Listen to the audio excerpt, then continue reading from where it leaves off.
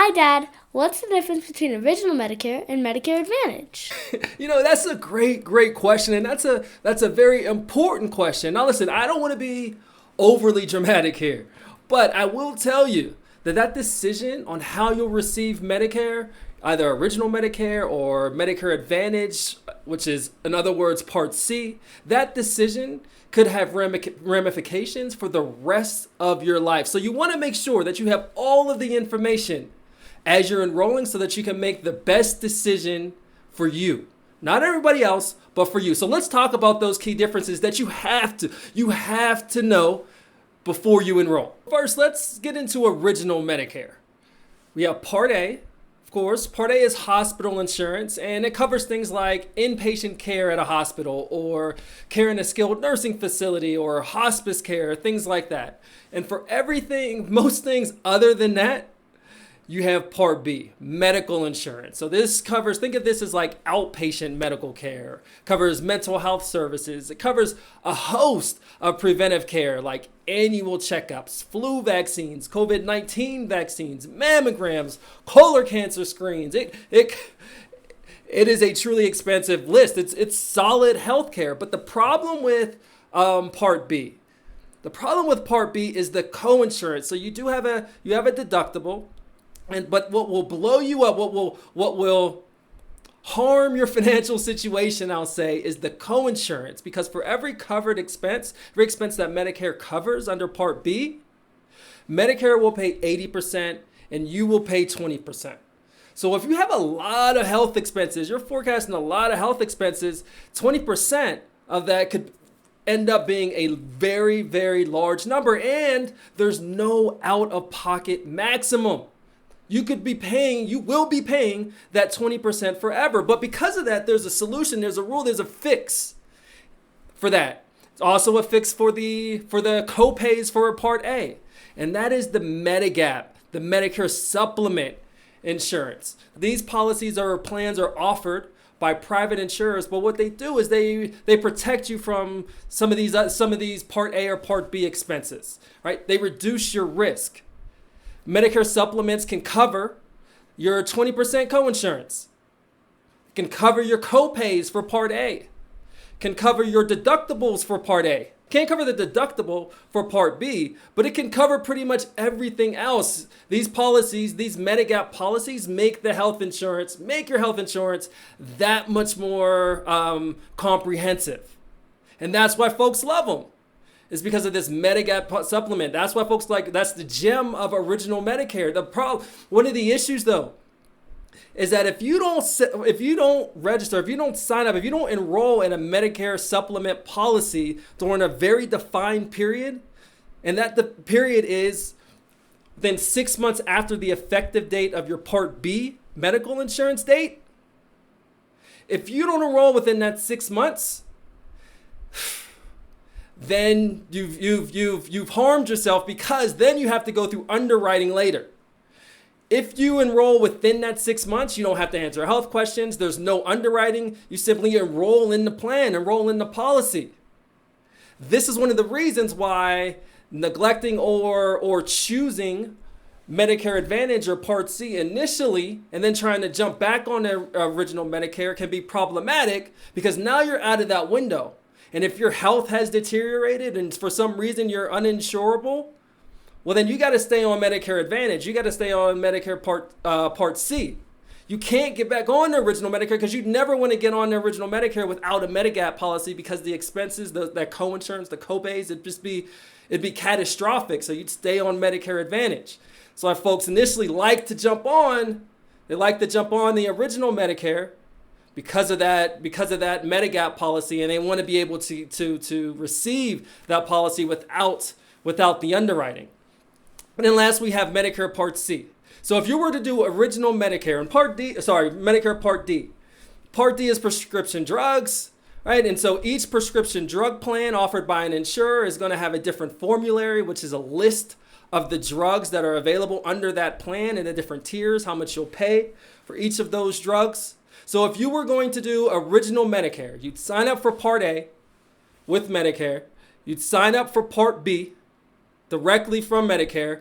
You'd go out to a private insurer And all the insurers, right, you'll see these Medigap supplement, these Medigap policies. It'd be plan A, B, D, F, G, and these different policies, but each one of those policies, plan A from insurer A has to have the exact same thing as plan A from insurer B. All plan A's are going to be the same. All of them. All plan B's are going to be the same.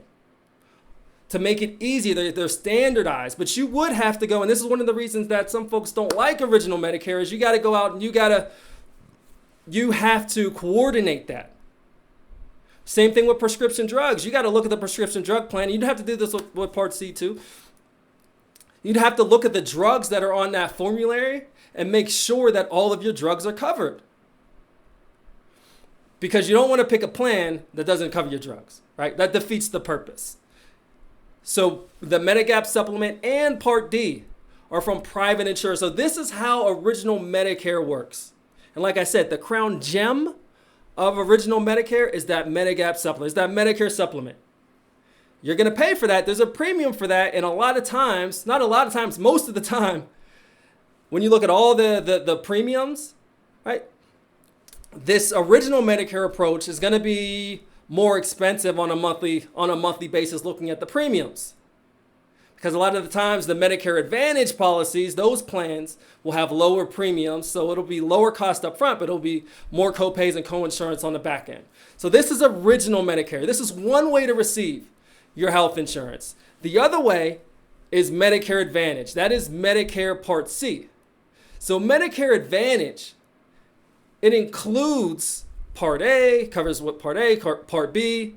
A lot of plans, I'd say 80 to 90% of Medicare Advantage plans include prescription drugs. If that plan does not include prescription drugs, you can go out and get a Part D prescription drug plan. But a lot of times Medicare Advantage is going to have that. And one of the reasons that folks like Medicare Advantage is because it has a lower premium. Now these plans, these Medicare Advantage plans are offered by private insurers.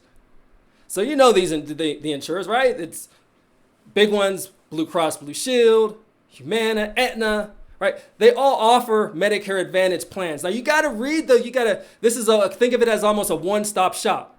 What they also offer a lot of times is they offer things that Medicare doesn't offer. And Medigap doesn't offer. So dental, vision, hearing aids, all included in Medicare Advantage and a lot of the Medicare Advantage plans. Not all of them, but enough. Sometimes they offer throwing ancillary benefits like gym memberships, so things like that. Now, if you're doing Medicare Advantage, you still do have to pay that Part B premium. You still have to pay that. But the premium from Humana might be nothing, maybe zero premium. The premium from Blue Cross Blue Shield might be zero premium.